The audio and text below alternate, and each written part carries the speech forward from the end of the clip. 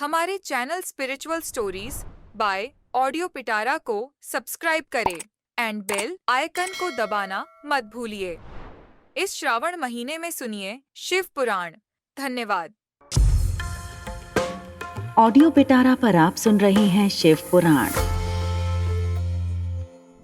कथा का नाम है बिंदुक ब्राह्मण की कथा।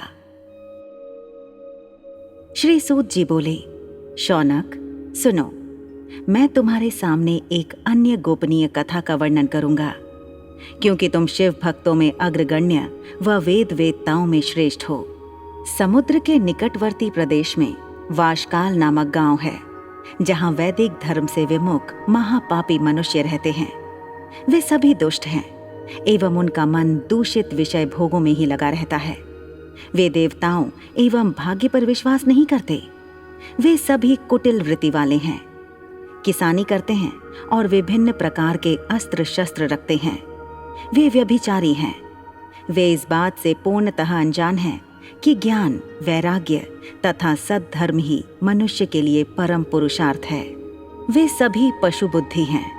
अन्य समुदाय के लोग भी उन्हीं की तरह बुरे विचार रखने वाले धर्म से विमुख हैं। वे नित्य कुकर्म में लगे रहते हैं एवं सदा विषय भोगों में डूबे रहते हैं।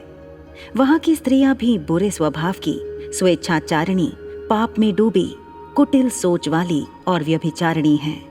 वे सभी सद्व्यवहार तथा सदाचार से सर्वथा शून्य हैं। वहां सिर्फ दुष्टों का निवास है। वाशकाल नामक गांव में बिंदुक नाम का एक ब्राह्मण रहता था। वह अधर्मी, दुरात्मा एवं महापापी था। उसकी स्त्री बहुत सुंदर थी। उसका नाम चंचुला था। वह सदा उत्तम धर्म का पालन करती थी, परंतु बिंदुक वैश्यागामी था। इस तरह कुकर्म करते हुए बहुत समय व्यतीत हो गया। उसकी स्त्री काम से पीड़ित होने पर भी स्वधर्मनाश के भय से कलेश सहकर भी काफी समय तक धर्म भ्रष्ट नहीं हुई, परंतु आगे चलकर वह भी अपने दुराचारी पति के आचरण से प्रभावित होकर दुराचारिणी और अपने धर्म से विमुख हो गई।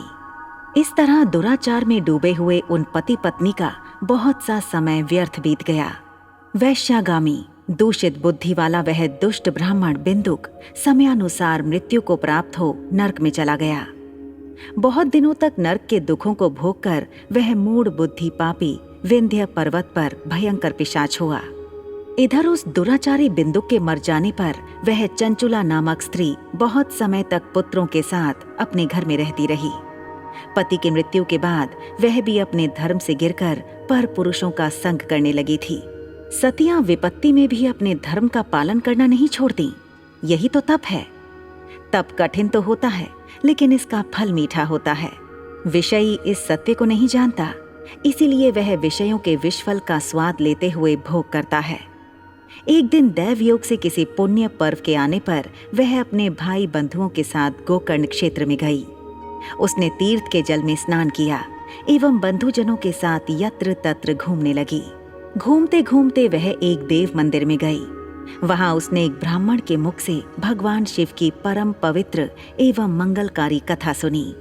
कथावाचक ब्राह्मण कह रहे थे कि जो स्त्रियां व्यभिचार करती हैं, वे मरने के बाद जब यमलोक जाती हैं, तब यमराज के दूत उन्हें तरह तरह से यंत्रणा देते हैं।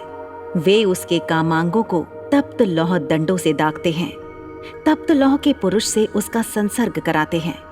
ये सारे दंड इतनी वेदना देने वाले होते हैं कि जीव पुकार पुकार कर कहता है कि अब वह ऐसा नहीं करेगा, लेकिन यमदूत उसे छोड़ते नहीं। कर्मों का फल तो सभी को भोगना पड़ता है। देव, ऋषि, मनुष्य सभी इससे बंधे हुए हैं। ब्राह्मण के मुख से यह वैराग्य बढ़ाने वाली कथा सुनकर चंचुला भय से व्याकुल हो गई। कथा समाप्त होने पर सभी लोग वहां से चले गए। तब कथा बांचने वाले ब्राह्मण देवता से चंचुला ने कहा, हे ब्राह्मण, धर्म को न जानने के कारण मेरे द्वारा बहुत बड़ा दुराचार हुआ है। स्वामी, मेरे ऊपर कृपा कर मेरा उद्धार कीजिए। आपके प्रवचन को सुनकर मुझे इस संसार से वैराग्य हो गया है। मुझ मूढ़ चित्त वाली पापिनी को धिक्कार है। मैं निंदा के योग्य हूँ।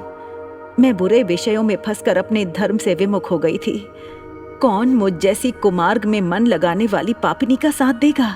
जब यमदूत मेरे गले में फंदा डालकर मुझे बांध कर ले जाएंगे और नरक में मेरे शरीर के टुकड़े करेंगे, तब मैं कैसे उन महायातनाओं को सहन कर पाऊंगी। मैं सब प्रकार से नष्ट हो गई हूँ, क्योंकि अभी तक मैं हर तरह से पाप में डूबी रही हूँ।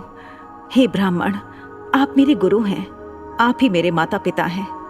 मैं आपकी शरण में आई हूँ, मुझ अबला का अब आप ही उद्धार कीजिए।